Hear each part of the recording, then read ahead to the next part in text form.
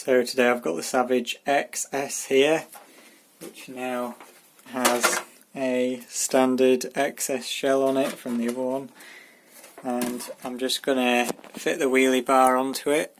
So there we go, we've got the wheelie bar on now, and all it was is 2 screws there, 2 screws there to replace the 2 down there, and 1 through here and obviously 1 through the wheel.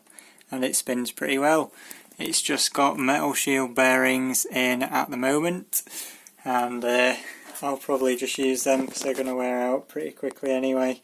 I'm going to keep all the metal shield bearings in this truck for the first few runs, because I do have the rubber shield bearing kit, and I'll put those in after a couple of runs probably. And there it is with the body on and the wheelie bar on. It looks pretty good even with the stock shell.